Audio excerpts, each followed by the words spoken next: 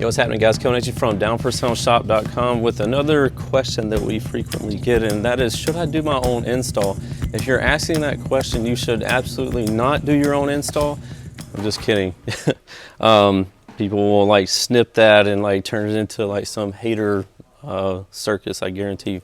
Anyway, that's a hard question to answer because everybody's abilities and knowledge is different, and there's a lot of good information on the internet and a lot of misinformation on the internet. So these days it's hard to know who to trust and who's going to lead you in the right direction and who's really leading you down a wild goose chase of like what you should be doing with your system and such.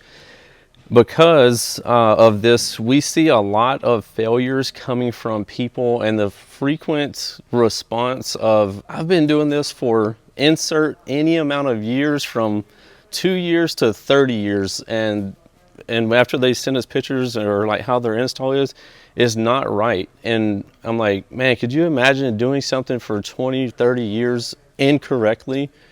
It happens all the time, not just in audio, but in mechanics, like everything. There's people out there that are just getting by, and it's not failing most of the time, so they think it's correct, such as like tuning with their ear.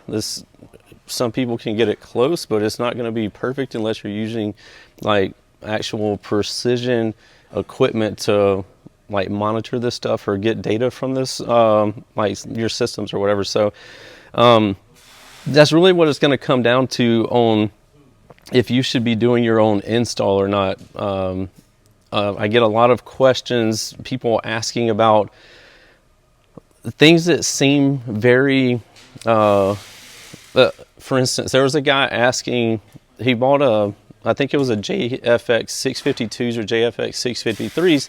These come with a crossover in there. So he asked, what is this? Why is this in here? Or what is this for? So my initial thing is like, if you don't know what that is for, and he's wanting to install it, I'm like, if you don't know what that is for, or how to use it, I don't know if you should really be like doing the install. But I told him, like, your amplifier wires go from your amplifier into the inputs, and then the other outputs from their crossover, like one says mid, one says mid woofer, the other one says tweeter, and plus or minus 3 dB or whatever. And it's labeled so clearly that's why I'm like, I don't know if he should be doing that, because it couldn't get any clearer on how it's laid out. So I was like, this is how it should be hooked up. But and he was still asking questions like after that.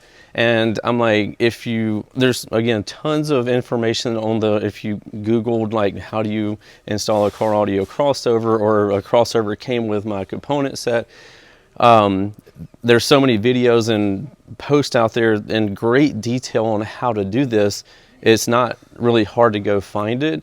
So after I really explained it to him, and it didn't seem like he still understood it, and I was like, hey man, it's cool that you're wanting to do this install yourself, but after like we've had this long conversation and you still don't understand it, I think it might be a better idea for you to take it to an actual shop and get this installed professionally, because it may be not worth it for you to do that. And I'm not trying to say this in a condescending way or anything like that. I'm just trying to be honest with people. And a lot of times in car audio, people get in way over their heads because they're like, oh, I can install this amp in 212s or a bunch of mids and highs, whatever it might be.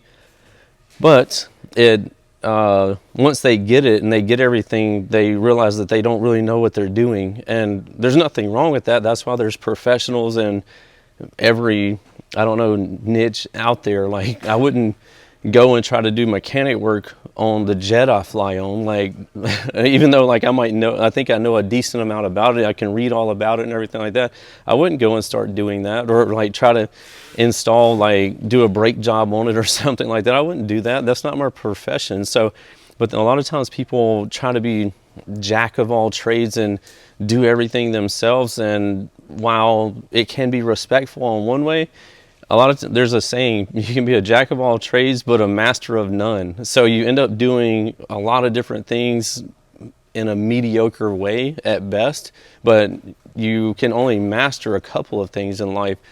So anyway, I'm going to end it at that. It's really up to you if you want to do your own install or not. You have to come to that decision. And sometimes, just like with me, I could do some installing, but it's not worth my time to do so. Like, I'd rather pay a professional and support shops and people that do that as a career. I'd rather pay them to do it. Let's end it at that. Don't forget about the Down for Sound difference guarantee, lowest prices, fastest shipping, and best customer service. You need anything, give us a call at 702-701-9800. We'll see you in the next one. Later.